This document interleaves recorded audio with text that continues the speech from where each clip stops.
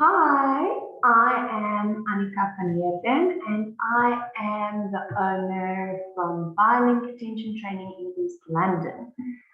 So just to give you a bit more background about who I am a teacher as well as a mother, and I own the agency in East London.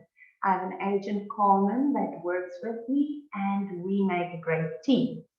So I have my B.Ed degree in foundation phase as well as my honours degree in learner support.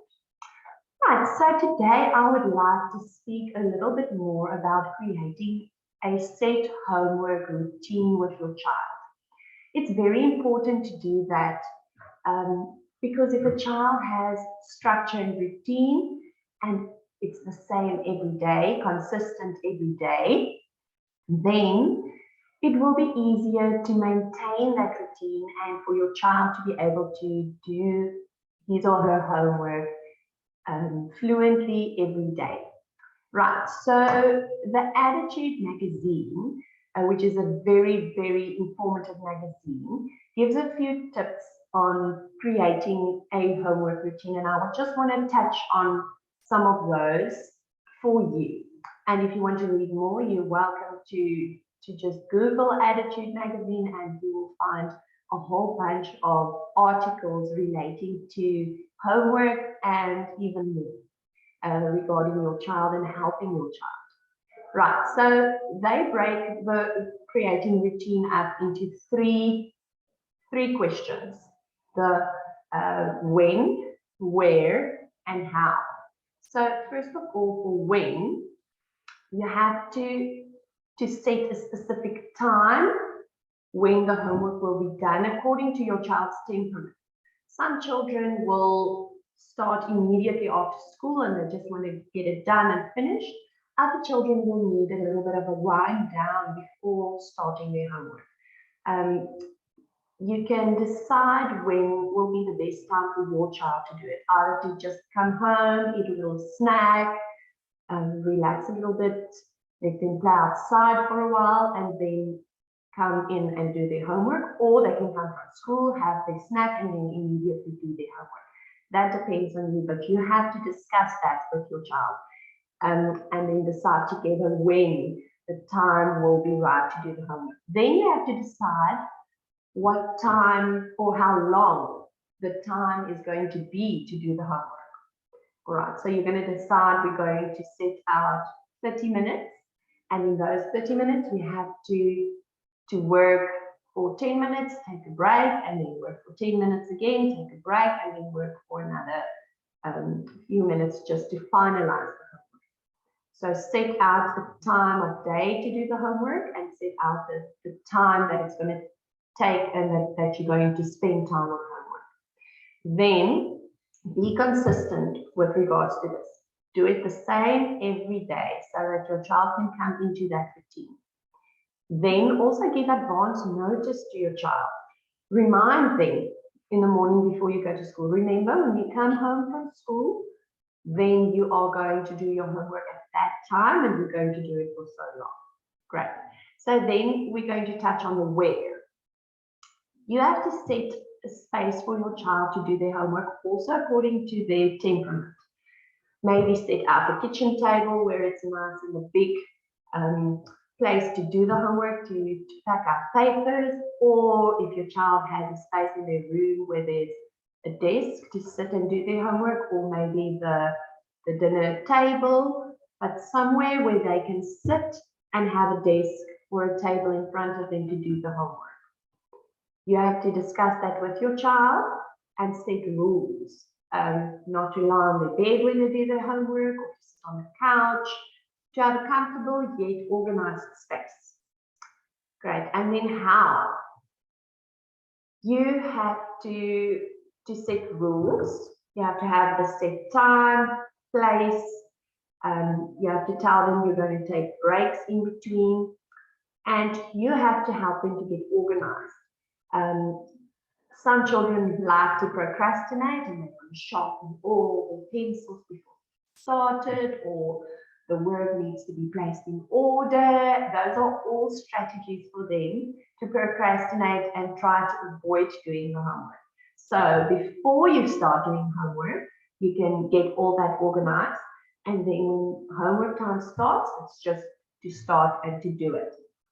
Now, it's important for you to also to be nearby when they do the homework, and for you to sit with them, especially at the beginning, to help them. And with the grade ones, importantly, they at this stage they are not able to read all the instructions, so you need to be there and to assist them in their homework time. When you get started, you have to know if your child is either a visual or an auditory learner. So visual means they have to see and they have to be able to visualize what they have to do. And if they are an auditory learner, you have to be able to explain to them in words what to do. So use a combination of the two, but know your child and know how to help them visually or auditory. So you might be able to draw pictures and show them what to do step by step, or you can read the instructions with them, and then they will know what to do. Then it's also important to give praise and to have little incentives. It doesn't have to be big things. Stickers can work. You can speak with your child and ask them, at the end of the week, when they do their homework every day, consistently following the rules, then you can work out something fun to do. Maybe as a family, to take a walk outside, to take them jumping on those trampoline parks, something fun for you to do as a family, or to give them stickers, rewards, charts. That will depend on you and your child. But give incentives and give rewards and make that part of your routine, part of your homework routine. Great. And then it's important to plan ahead. So therefore, we have a daily, monthly, weekly planner that you can use. And I would like to encourage you to do that in a week in advance, or monthly or daily. It depends on what works for you as a family, but use it and do it with your child and put it somewhere in the house where everyone can see it. Have one per child if you have more than one child. It doesn't have to only be for the grade 1 learner. You can use it for everyone in the family, for all that is involved in your family. Put it on the fridge, and then everyone sees exactly what to do, when, what's the to-do list, how long the homework will take, and all that. Good. And then something that I found very interesting when doing a bit of research about this topic was that everyone says no sugar, no sugar, but it is actually very important for your child to have a sugary drink like Energade or Game, or something with electrolytes, to have it there ready for them, and obviously not for them to gulp it all up, but to take little sips of this sugary drink while they are doing homework. So this glucose helps your brain to concentrate, and it is very good for brain development, especially when you're using that energy doing homework. So that will help them to carry on for the homework time.